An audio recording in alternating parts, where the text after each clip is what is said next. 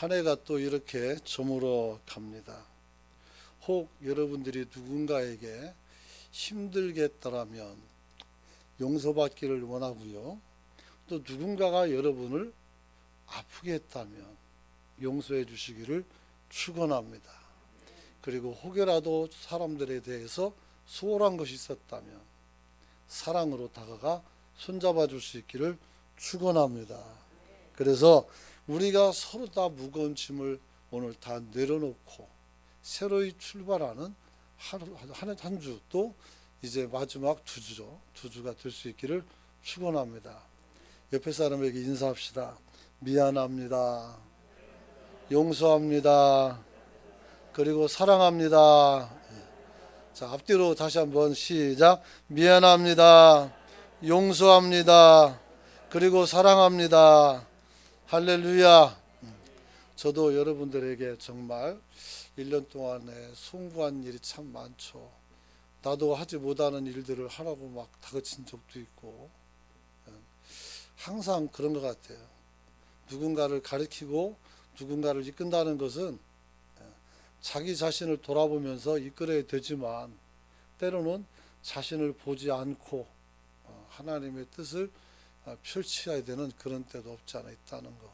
그래서 혹여 여러분들이 힘들었다면 정말 많이 미안하고 그래요. 또 혹여 또 실수해서 잘못된 것이 있다면 용서해 줄 수 있기를 바랍니다. 그리고 무엇보다도 1년 동안에 단 한순간도 변함없는 마음은 여러분들을 깊이 사랑했다는 겁니다. 할렐루야. 아멘한 분들은 복 받을 겁니다. 그래서 여러분들을 진심으로 사랑을 하지만 그러나 또 어떤 부분 속에서는 여러분들을 마음을 다 채울 수는 없었던 것 같습니다. 그게 사람의 한계점인 것 같습니다. 여러분. 하지만 우리가 이렇게 미안하고 용서하고 사랑하는 마음으로 이제 두 주간을 보낸다면 2023년은 우리에게 분명히 따뜻한 한 해가 될 줄로 믿습니다. 우리는 그렇게 살아야 됩니다. 아무리 어렵게 산다고 해도 우리가 주님의 사랑 안에서 서로 사랑하고만 살면 얼마나 복이 되겠습니까? 살찐 고기를 소고기를 막 구워 먹는 것보다 오늘 비록 들나물 하나지만 사랑하는 이와 더불어 밥 먹는 것이 훨씬 더 좋다는 잠언의 말씀처럼 우리가 서로 사랑하고 살아서 이 두 주간이 정말 분초를 아끼고 사랑하는 또 사랑받는 그런 시간이 될 수 있기를 축원합니다. 만일 사람들이 내 마음을 몰라줘도 상관없습니다. 사람들이 여러분의 마음을 몰라줘도 우리는 그저 내 몫의 사랑을 통해서 하나님을 영화롭게 하는 성도가 되시길 축원합니다. 특별히 하나님께서는 우리가 누군가의 사랑을 줬는데 거부당하거나 내지는 무시당한다 할지라도 하나님은 여러분을 사랑하시는 줄 믿습니다. 신명기 4장 31절 보면 이런 말씀이 있어요. 같이 한번 읽어봅니다. 시작. 내 하나님 여호와는 자비하신 하나님이시라. 그가 너를 버리지 아니하며 너를 멸하지 아니하시며 내 조상들에게 맹세하신 언약을 잊지 아니하시리라. 여러분, 이 말씀을 위로의 말씀으로 받기를 축원합니다.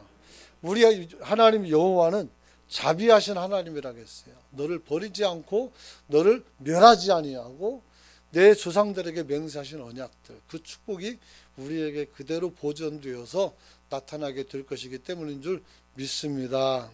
그리고 오늘 저는 한 해를 돌아보면서 정말 감사한 것은 하나님께서 항상 우리와 함께 하셨으며 늘 그때마다 필요한 은혜로 살아나올 수 있었다는 것을 간증할 수 있기 때문입니다. 때로는 하나님께서 나타나서 직접 막은 적도 있고 또 하나님께서 등을 떠민 적도 있고요. 그래서 정말 하나님께서 정말 살아서 역사하시구나 하는 것을 저는 올 한 해 정말 뼈저리게 느낄 수 있었던 그런 한 해였었습니다. 그래서 시편 27편 9절에 보면 10절 보면 주의 얼굴을 내게서 숨기지 마시고 주의 종을 노하여 버리지 마소서. 주는 나의 도움이 되셨나이다. 나의 구원의 하나님이여 나를 버리지 마시고 떠나지 마소서. 내 부모는 나를 버렸으나 여호와는 나를 영접하시리라 그랬어요. 하나님이 저와 여러분들을 안고 온 줄로 믿으시기 바랍니다. 보면은 올해는 유달리 환자가 많았던 것 같습니다. 병원도 많이 가시고 사람도 자꾸 그냥 하나님 데려가셔서 기도를 다 했다는 거 아닙니까? 그만 데려가라고. 근데 그 기도 한 대로부터 한 명도 안 가셨어요. 얼마나 감사한지 모르겠어요. 그래서 내년도도 이 기도를 열심히 해야 되는가. 근데 사실 생명은 하나님의 주권에 있어요. 그래서 목사가 젊은 목사가 막 떠드니까 불쌍해서 좀 들어준 거지. 그죠? 네. 들어주셨지만 그래도 우리 또 그렇게 기도하고 또 하나님이 이제 데려가면 또 그것도 은혜고. 그래서 우리가 거부할 것은 아니라는 거. 하지만 그런 말도 안 되는 기도를 오늘까지 들어주셔서 얼마나 감사한지 몰라요. 여러분. 그래서 하나님은 나를 버리지 않았구나. 사람은 다 나를 버릴지라도 하나님은 여러분을 버리지 않는다는 거. 이걸 잊지 않는 성도가 되시길 축원합니다. 이제 한 해를 마감하는 마지막 주일입니다. 다음 주는 성탄 주일이에요. 그리고 끝이에요. 1월 1일 날이 그 다음 주일이란 말이에요. 그래서 원래 성탄 주일 다음에 마지막 주일 설교를 하는데 오늘은 거꾸로 바뀌어서 하게 됩니다. 여러분, 오늘 2022년도는 저에게 있어서 은혜의 시간이었습니다. 여러분들에게는 또 어떤 시간이었는지 각각마다 제가 뭐 강요할 건 아니고요. 여러분 나름대로 규정을 해볼 수 있기를 축원합니다. 특별히 오늘 그래서 이제 연말을 보내고 새해를 맞기 전에 우리가 하나님 앞에서 어떤 신앙으로 이 연말을 보내야 될까 생각했어요. 그것은 하나님의 측량할 수 없는 은혜를 깨닫고 살았으면 좋겠다 하는 것이 제가 생각한 것이었어요. 올 한해도 여러분들에게 임한 하나님의 은혜가 우리가 측량할 수 없는 큰 은혜로 하나님이 우리를 인도한 줄로 믿으시기 바랍니다. 여러분 그거 아십니까? 제가 버스를 한번 탔습니다. 그런데 그 버스 운전사가 나를 한번 태우기 위해서 도대체 몇 년 동안 운전을 연습하고 몇 년 동안 경험을 쌓는지 몰라요. 그 엄청난 경력을 가지고 저를 한번 태워주는 거예요. 물론 나는 돈을 내죠. 하지만 그분의 경력에 비하면 내가 드리는 돈은 지극히 작은 것이죠. 오늘 그 사람에게도 감사할 수가 있어요. 그런 사람에게도. 기관사는 또 얼마나 훌륭한 사람인가. 나를 한번 태워주더니 얼마나 고마운가. 내가 돈을 지불했다고 해서 그게 다가 아니에요. 누군가가 여러분 앞에서 여러분들에게 작든 크든 서비스를 했다면 그것은 지금까지 그 사람들의 삶 속에 농축된 지혜와 총명으로 여러분을 대접한 줄로 믿으시기 바랍니다. 그러므로 우리는 어떻게 다니면서 모든 사람들에게 고개를 숙이고 감사를 해도 우리는 부족한 것이다. 이렇게 말할 수 있어요. 사람들의 사랑도 사람들의 섬김도 이와 같이 깊을진데 하나님은 오죽하겠습니까? 그래서 오늘 본문 말씀 보면 33절 보면 이런 말이 나와요. 깊도다 하나님의 지혜와 지식의 풍성함이요 그의 판단은 헤아리지 못할 것이며 그의 길은 찾지 못할 것이다. 이게 뭐라고? 한없이 측량할 수 없는 하나님의 은혜의 말씀이에요. 여러분, 사실 우리는 하나님의 사랑과 은혜를 물리적으로 측량하는 것은 불가능합니다. 우리 어머니의 사랑은 몇 그램일까요? 우리 아버지의 사랑은 몇 킬로그램일까요? 제가 남자니까 남자 좀 더 점수를 줘도 되겠죠? 불만 있으면 나중에 오시면 나중에 여자도 그렇게 해드릴게요. 그건 제 마음입니다. 킬로그램, 그램. 사실은 어머니 사랑이 더 크죠. 따지고 보면. 그러나 아버지 사랑도 적지는 않아요. 여러분, 이분이 나의 아버지로 살기 위해서 어떤 일을 행하시는지 자녀들은 잘 모릅니다. 그러기에 아버지가 답답해 보이는 거예요. 근데 그 아버지도 직장에 가면 그 분야에서는 어떻게 해야 돼요? 아들 같은, 어린 아이들 같은 새로운 신입사원을 교육하고 그들이 존경하고 우러러 보는 대상이라는 것을 우리 집 아이들은 몰라요. 여러분 집 아이도 모르고 가르쳐 줄 수도 없고. 그렇죠? 사람의 시야가 짧아요. 그래서 오늘 여러분들의 시야를 좀 넓히 볼 수 있기를 축원합니다. 우리가 보는 것이 전부가 아니라는 거예요. 우리는 대한민국 땅에 사니까 맨날 여기만 보죠. 미국 가보셨습니까? 저도 안 가봤습니다. 아직까지는. 안 가봤어요. 근데 거기는 우리와 다른 모습의 사람들이 살고 있어요. 우리가 살고 있고 우리가 보는 것이 전부가 아니라는 것을 알아야 됩니다. 그래서 하나님의 그 측량한 은혜와 측량할 수 없는 은혜를 여러분들이 좀 발견하고 누리는 성도가 되시길 축원합니다. 근데 이 은혜는 어떻게 됩니까? 때때로는 너무 강력하게 나타날 수도 있어요. 그리고 시간이 지난 후에 이게 은혜였구나 하는 것을 알 때도 있단 말이에요. 그래서 이런 모든 것들이 시차에 따라 좀 다르지만 중요한 것은 하나님의 은혜가 내 안에 있었다는 것을 알게 되죠. 중국에서 일하는 크리스찬이 광산에서 일을 하고 있었습니다. 발전기 옆에서 이렇게 일을 하고 있었는데 전기 그 관리와 함께 그 다음에 위험한 그 상황이 발생되면 대피 신호를 누르는 배를 누르는 그런 업무도 맡고 있었어요. 그래서 그 일을 잘 감당하는데 어느 날 마음속에서 위험을 알리는 이 비상 스위치를 누르라는 마음이 생기는 거예요. 이걸 누르면 광산에 들어가 있는 인부 400명이 다 뛰어나와야 돼요. 그리고 이 사람들이 한번 뛰어나오면은 그 시간만큼 손실을 겪어야 돼요. 그리고 만약에 아무 일이 없는데 이 사람들이 다 나왔으면 직장 상사에게 부질함과 문책을 당해야 돼요. 아무리 생각해도 눌러야 될 이유가 하나도 없어요. 근데 마음에서 너무 강하게 푸시가 들어와요. 그래서 자기도 모르게 견디다 못해서 배를 딱 눌렀어요. 배를 울렸고 아차 싶었지만 사람들은 대피하기 시작합니다. 순식간에 400명의 사람들이 다 뛰어나왔고요. 간부들이 다 뛰어나왔어요. 아무 일이 안 일어나니까. 그래서 찾아와서 말합니다. 너 그거 왜 눌렀냐고. 그래서 내 안에 계신 하나님이 나를 감동해서 이걸 누르겠다고. 그 말이 끝나자마자 폭음과 함께 동굴이 주저앉아 버렸어요. 사람들은 너무너무 놀랬고 정신을 차린 다음에 이 사람에게 와서 말합니다. 어떻게 그걸 알 수 있었냐고. 얘기했잖아. 하나님이 내게 그걸 누르겠다고. 그러자 이 사람들이 이렇게 말합니다.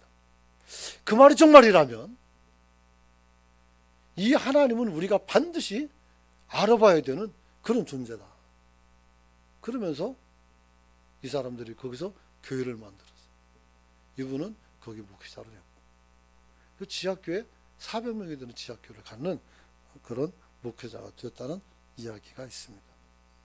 사랑하는 성도 여러분, 저는 오늘 광산이 무너지는 기적적인 상황은 아니지만 오늘 본문을 통해서 바울이 던져주고 있는 세 가지 진리를 통해서 하나님의 위대한 사랑이 어떤 것인지를 한번 살펴보기를 원합니다.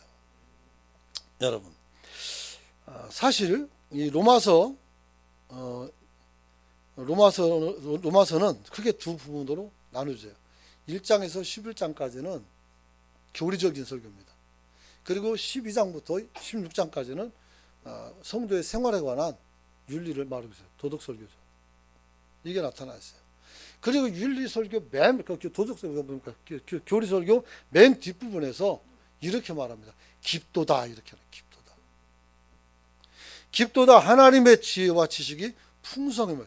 이 깊다는 말은 있는 것은 확실하지만 도대체 이것이 뭔지 잘 모르는 걸 얘기하는 겁니다. 뭐가 있긴 있어요. 근데 이게 도대체 뭔지 잘 몰라요. 뭐가 그렇다? 하나님의 은혜가 그렇다는 거예요. 은혜인 건 아는데 도대체가 이 은혜 크기를 알 수가 없는 거예요. 왜 그럴까요? 너무 그 은혜가 커서, 그 사랑이 커서. 자녀들이 철 들어갈 때 그렇잖아요. 학교를 졸업하고 또 청년들 막 자기가 세상에 전부인 것처럼 아주 교만하고 떠들고 다니지만 결혼하면 애 낳을 때 어떻게 해야 돼요? 우리 아버지는 어떻게 아버지 노릇했을까? 나는 이제 어떻게 하지? 막 이런 마음. 또 아이를 낳으면서 우리 어머니가 이 고통 속에서 나를 낳았구나 하는 거, 이런 마음을 헤아리게 되죠. 그러면서 철이 드는 거예요. 그전에는 잘 몰라요. 군에 가서 남자들은 가스실 들어갔다 나와야 어떻게 돼요? 어머니 문에 부르면서 운단 말이에요. 그전에 안 울어요, 잘. 근데 거기 가서 가스실 한번 들어갔다 나오면 눈물이 그냥 나와요. 나오고 내가 여기서 좀 뭐하나 싶기도 하고 별 생각이 다 들어요. 여러분, 오늘 부모의 사랑도 사실 우리가 측량할 수가 없죠. 우리가 살아온 날수만큼 우리를 뒤에서 붙잡아 주고 있었다는 사실 하나만 해도 굉장히 크죠. 그렇기 때문에 인간이 하나님을 닮았다는 거예요. 그래서 성경 나왔잖아요. 하나님이 우리 형상대로 누굴 만들자고요? 사람을 만들자고. 그래서 우리는 신불간에 안 믿는 사람들도 어떻게 돼요? 자식에게 관해서는 하나님의 마음 같은 마음으로 자식을 돌보고 있다는 거예요. 자기는 모르지만 어떻게 돼? 그게 본성이라는 거예요. 하나님 우리에게 주신 본성이라는 거예요. 여러분, 그래서 첫 번째로 이런 말을 합니다. 누가 주의 마음을 알았느냐. 한번 따라서 합시다. 누가 주의 마음을 알았느냐. 34절에 보면 나와 있습니다. 한번 읽어봅니다. 시작. 누가 주의 마음을 알았느냐. 누가 그의 모사가 되었느냐. 첫 번째로 누가 주의 마음을 알았느냐 그래요. 이 말은 아무도 하나님의 마음을 다 알지 못한다 이 말이에요. 네가 내 마음 알아? 이렇게 묻는단 말이에요. 그러면 두 가지 의미가 있죠. 내 마음 좀 알아줘. 하지만 네가 지금 내 마음 몰라 이 뜻이란 말이에요. 누가 주의 마음을 알았느냐라고 묻는 것은 아무도 하나님의 마음을 몰랐다는 것입니다. 그런데 몰랐지만 깊도다 그랬잖아요. 그래서 그 깊이가, 그 은혜의 깊이가 깊어요. 그래서 이게 은혜인 줄 알겠는데 그 크기까지는 잘 모르겠다는 거예요. 근데 아는데 모르는 거예요. 그러니까 여러분, 그래서 이제 하나님께서 행하시는 일을 몰랐는데 이제야 하나님의 마음을 조금이나마 깨닫게 되었다 이 말이에요. 연말이 참 좋은 게 그냥 뭐 다리 없이 쑥 지나가면 그 다음 뭐 12월 31일과 1월 1일은 하루 사이 차이잖아요. 뭐 해가 바뀌는 것이지만 하지만 1년이라는 큰 덩어리로 잘라버리니까 우리가 1년을 반추한단 말이에요. 되돌아본단 말이에요. 그러면서 내가 이런 이런 일들이 많이 있었구나 하는 것을 알게 되고 그 와중에서도 누군가의 도움이 있어서 내가 죽지 않고 지금까지 살아있다는 것도 알게 되고 여러 가지 위험이 있었지만 그래도 하나님이 건너가서 살게 하셨고 지켜주셨고 그죠? 이런 은혜들이 다 생각이 나게 되는 거예요. 그래서 하나님의 은혜는 다 모르지만 지금 내가 1년을 돌이켜보니까 하나님의 마음이 이런 마음이었구나. 찬양도 있죠. 나 같은 죄인이 용서함 받아서 주 앞에 옳다함 얻음은 여러분, 나 같은 죄인이 하나님 앞에 옳다함을 받다니 이게 정말 대단한 거 아니겠습니까? 모르는 사람들은 여러분들의 손가락질도 하고 여러분 어떤 사람은 감정 상한 사람은 나쁜 놈이라고 말할 수도 있고 좋지 못한 평가를 가질 수도 있어요. 그럼에도 불구하고 하나님께서 어떻게 네가 옳다라고 말해주니 얼마나 감사합니까? 옳아서 옳은 것이 아니라 그 죄값과 책임을 주님이 책임져 주고 옳다가 하는 것인 줄 깨닫기를 원합니다. 제 말을 잘못 오해하면은 교회 가니까 나는 잘못 뛰는데 무조건 좋다고 하네? 그게 아니고 잘못을 누군가가 대가를 치르셨다는 것을 알고 있어야 돼요. 그 누구요? 구세주 예수란 말이에요. 그게 다음 주 이제 오실 예수님이고. 여러분, 오늘 그러므로 우리가 하나님 앞에서 하나님의 은혜를 몰랐다는 것은 누가 주의 마음을 알았느냐고 이 질문은 하나님을 모르는 것에 대한 후회가 아니라 우리가 지금이라도 요만큼이라도 깨닫고 어떻게 돼요? 감사하고 감격하는 마음인 줄로 믿으시기 바랍니다. 여러분, 그래서 이제 알고 보니 지난날의 모든 것이 다 하나님의 사랑이었고 은혜였고 이것이 나의 행복이 된 줄로 믿으시기 바랍니다. 그래서 우리 한번 행복 한번 찬양 한번 합시다. 예배 시간에 찬양 잘 안 하지만 오늘은 좀 해야 되겠습니다. 행복 찬양합시다.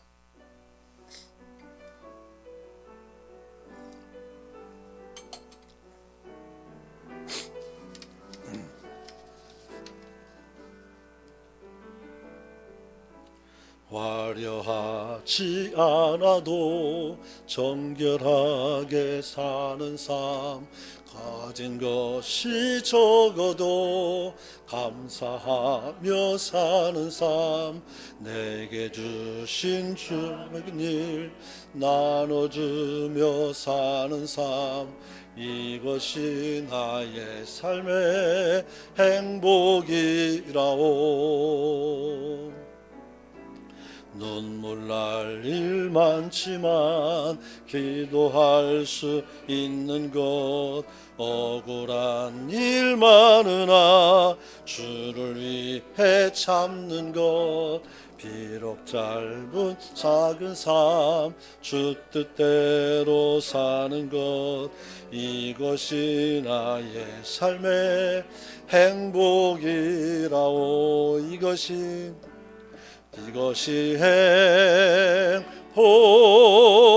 행복이라오. 세상은 알 수 없는 하나님 선물, 이것이 행복이라오. 하나님의 자녀로 살아가는 것, 이것이 행복 찬양합니다. 이것이 행복이라오. 세상은 알 수 없는 하나님 선물, 이것이 행복이라오. 하나님의 자녀로 살아가는 것, 이것이 행복이라오. 이제 두 번째 질문합니다. 34절 하반절 보면 누가 그의 모사가 되었느냐라는 질문입니다. 모사는 꾀를 못 삽니다. 선비사자를 써서 꾀를 잘 내는 사람이라고 말합니다. 이걸 좋은 말로 상담사라고 말하기도 합니다. 여러분, 이 말은 그러면 누가 그의 모사가 되었느냐, 이 말은 너희들 중에 누가 똑똑해서 하나님을 어떻게 해야 돼요? 네가 케어할 수 있는 사람이 되느냐, 네가 하나님을 돌볼 수 있는 사람이 되느냐, 하나님의 충고자가 되었느냐, 상담자가 되었느냐 하는 말인 것입니다. 이 말은 곧 우리가 하나님의 상담자가 될 수 있는 사람은 아무도 없다는 사실을 이야기하고 있습니다. 여러분, 고린도전서 2장 16절 같이 한번 읽어봅니다. 시작. 누가 주의 마음을 알아서 주를 가르치겠느냐, 그러나 우리가 그리스도의 마음을 가졌느니라. 할렐루야. 누가 주의 마음을 알아서 주를 가르치겠습니까? 배워야지. 그잖아요. 우리는 주님을 가르칠 수가 없어요. 다만 우리는 주님의 마음은 가질 수가 있습니다. 할렐루야. 그 마음이 무슨 마음이요? 이웃을 사랑하고 섬기는 마음이요, 세상 가운데서 여러분이 선한 삶을 살아가는 마음인 줄로 믿으시기 바랍니다. 마이크가 기분이 나쁜지 걸리적거리고 있어요. 여러분, 깜짝 놀랐습니다. 여러분, 오늘 우리는 알아야 됩니다. 여러분, 우리가 하나님을 가리키거나 하나님을 넘어설 수 있는 존재는 아닙니다. 그렇다면 우리가 신이죠. 그게 아니죠. 오늘 성령께서 주시는 은혜를 따라서 여러분이 감동을 느끼고 주님 앞에서 순종하고 살아가는 성도가 되시길 축원합니다. 축원합니다. 세 번째 질문은 35절에 있습니다. 같이 한번 읽어봅니다. 35절 11장 35절 띄워주세요. 네. 시작. 누가 주께 먼저 드려서 갚으심을 받겠느냐. 누가 주께 먼저 드려서 갚으심을 받겠느냐. 이 말씀을 좀 더 쉽게 말하면 하나님께 드리면 더 많이 받게 되는데 누가 먼저 드리겠느냐, 이런 말로 오해서는 안 됩니다. 여러분, 우리가 무엇을 했기 때문에 하나님께로 무엇을 받는 것이 아니라는 겁니다. 우리가 한 것은 어떻게? 하나님을 믿는 것 외에는 아무것도 없습니다. 나머지는 다 하나님의 은혜로 소망으로 주시는 것인 줄로 믿으시기 바랍니다. 여러분, 이 땅에 태어나서 한 게 뭐 있습니까? 제일 먼저 태어나서 자기가 싸운 것도 치우지 못하면서, 그잖아요. 그래서 저도 기저귀 차고 살았고 여러분들도 기저귀 차고 살았잖아요. 다 그렇게 사는 거예요. 우리가 할 수 있는 것은 어떻게 돼요? 어머니가 젖을 물려주면 우리가 빨아먹는 건 우리가 할 수 있는 거였어요. 그리고 배고프면 어떻게 돼요? 응애하고 우는 게 우리가 할 일이었어요. 저는 지금도 그래요. 배고프면 밥 좀 줘봐. 지금도 그래요. 사모한테 나 밥 좀 줘봐. 배고파. 안 움직이면 나 배고프다니까 얘기하는 거예요. 어린 아이 때나 지금이나 아무것도 달라진 게 없어요. 여전히 밥 달라고 요구하고 있어요. 삼시세끼. 여러분, 사람은 잘 안 변해요. 여러분, 우리가 도대체 하나님께 뭘 해드릴 수 있습니까? 우리가 뭘 하면 하나님께서 어떻게 돼요? 만족하실 수 있겠습니까? 아무것도 없어요. 믿음을 가지고 자신을 돌아보아서 하나님의 자녀답게 살아가는 성도가 되시길 축원합니다. 축원합니다. 우리는 그저 그렇게 말해야 돼요. 역대상 29장 14절의 말씀처럼 나와 내 백성이 무엇이기에 이처럼 즐거운 마음으로 드릴 힘이 있겠나이까. 모든 것이 주께로 말미암았으니 우리가 주의 손에서 받은 것으로 주께 드렸을 뿐이나이다. 이게 바로 어떻게 돼요? 우리의 고백이 되기를 축원합니다. 하나님, 내가 우리 교회에서 헌금 제일 많이 했습니다. 잘했습니다. 정말 잘했습니다. 하나님이 나에게 많이 주셨다는 자랑인 줄 믿습니다. 그러므로 더 감사할 수 있기를 축원합니다. 축원합니다. 그래야 돼요. 헌금이라는 거는 적든 많든 어떻게 해야 돼요? 하나님에서 최선을 다해서 드리는 것인 줄 믿습니다. 그래서 한 여인이 어떻게 돼요? 예수님이 앉은 헌금함에다가 다른 사람도 다 돈을 집어넣는데 이분도 집어넣었어요. 근데 주님께서 다른 사람 헌금 올 때는 그냥 가만히 있더니 이 여자가 하니까 갑자기 말씀합니다. 이 여자가 너희들 중에서 가장 많이 드렸다 했어요. 얼마를 드렸을까요? 100억? 1000억을 드렸을까요? 요즘은 억도 안 되지. 조를 해야죠. 조. 조를 해요. 툭 하면 조가 나와서, 조는 내 평생 셀 수 있는 숫자일지도 모르겠어요. 동그라미 몇 개인지 계산도 못하겠고. 어쨌든 우리가 1조를 드렸습니까? 아니요. 이 여성분은 그날 자기 가족이 먹을 양식값이었어요. 이건 그 여자가 가지고 있는 전부였어요. 그래서 다른 사람보다 월등히 작은 금액이요. 그런데 그것을 하나님이 받으신 거예요. 그리고 이렇게 말합니다. 너희는 있는 중에서 얼마를 드렸지만 이 사람은 전부를 드렸다는 거예요. 할렐루야. 우리는 금액이 아니라 우리 마음의 전부를 하나님께 드릴 수 있기를 축원합니다. 그게 중요한 거예요. 마음을 다해서 줘야 돼. 우리 손자 새끼들에게도 내가 마음을 다해서 주지만 하나님 앞에서 어떻게 더 경건하고 더 두려움으로 여러분이 드리는 성도가 되시길 축원합니다. 축원합니다. 여러분, 오늘 우리는 하나님의 은혜를 아는 사람이 되어야 합니다. 우리가 그런 사람이 될 때에 우리는 어떻게 돼요? 우리가 하나님께서 들여서 갚음이 되지 못하지만 이 랩돈 2개를 드린 여인처럼 우리가 그렇게 하나님의 마음을 헤아려서 드리면 우리 하나님께서는 어떻게 내가 큰 것으로 받았다라고 여러분을 칭찬하는 줄 믿으시기 바랍니다. 천국에서 심판의 형태가 나와 있는 예화가 주님께서 하셨죠. 주님께서 이렇게 말해요. 너희는 내가 줄일 때, 목마를 때, 헐벗을 때 양식도 주지 않고 물도 주지 않고 옷도 주지 않았다고 막 그래요. 이 사람들은 종교 지도자들이었고 교회 중직자들이었어요. 근데 그들에게 그렇게 말했어요. 근데 묻습니다. 우리가 언제 그렇게 했습니까? 우리는 정말 주님을 섬기기 위해서 최선을 다했습니다. 근데 주님은 이렇게 말합니다. 지극히 작은 자에게 행한 것이 곧 나에게 행한 것이다.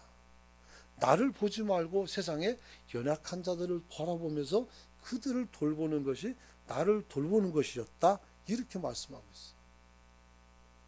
또 한 우리를 보고 이렇게 말합니다. 내가 줄일 때 먹을 것 주고 목마를 때 마실 것 주고 내가 옷을 못 입었을 때 네가 줬다는 거. 우리가 언제 그랬습니까? 우린 그런 적 없는데요. 똑같이 말씀합니다. 네가 지극히 작은 자들 행한 것이 곧 나에게 행한 것이라. 돈이 많아야 사람을 돕는 것은 아닙니다. 시간이 많아야 다른 사람들과 동행해 주는 것도 아닙니다. 능력이 많아야 전도하는 것도 아닙니다. 우리 마음만 있으면 됩니다. 하나님의 마음을 헤아리면 됩니다. 그 마음을 가지고 살아가는 성도가 되시길 축원합니다. 그럼 어떻게 살아면 됩니까?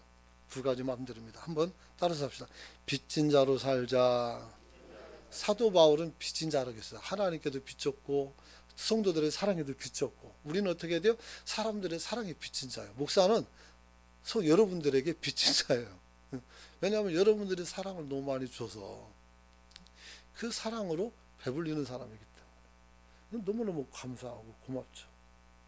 빚진 자라는 사실을 알아야 돼요.